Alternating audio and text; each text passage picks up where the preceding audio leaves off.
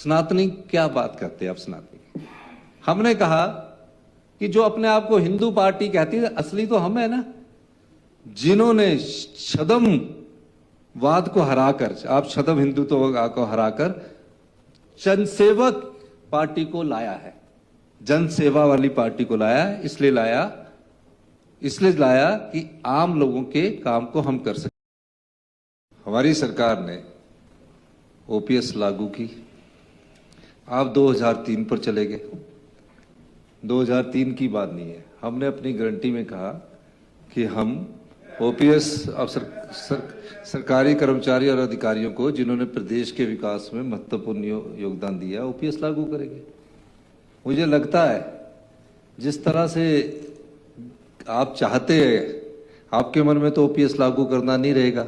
अब तो मेरे को लगता है कि जब कभी गलती से आ भी गए तो आप ओपीएस हटा दोगे, ऐसी भाषण से लगता है। एक फैसला हुआ, फैसले में ये फैसला हुआ कि सरकारी कर्मचारी एनपीएस में चले जाएंगे।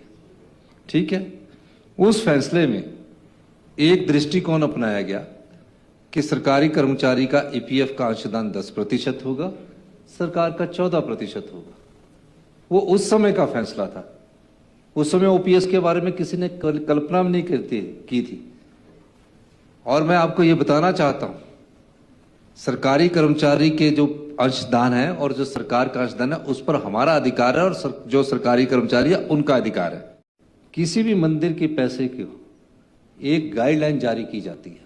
आप सड़कों के लिए खर्च करने के मंदिर का पैसा देते हैं, आप विधवा बेटियों की शादी के लिए डिप्टी कमिश्नर मंदिर के पैसा देता है, आप मकान बनाने के लिए मंदिरों के लिए पैसा देते हैं, जिसकी बारात आनी है उसके लिए आप 20-20 हजार रुपया मंदिरों से देते हैं।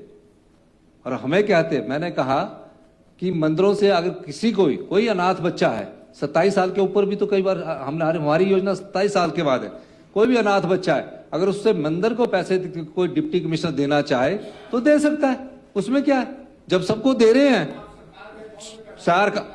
और मैं इस मंच के माध्यम से कहना चाहता हूं, विधवा की बहन की पढ़ाई के लिए सभी डिप्टी कमिश्नर, सुन लो, सभी डिप्टी कमिश्नर को एक निर्देश दिए गए हैं कि सरकार से भी बजट मांग लेना उसका।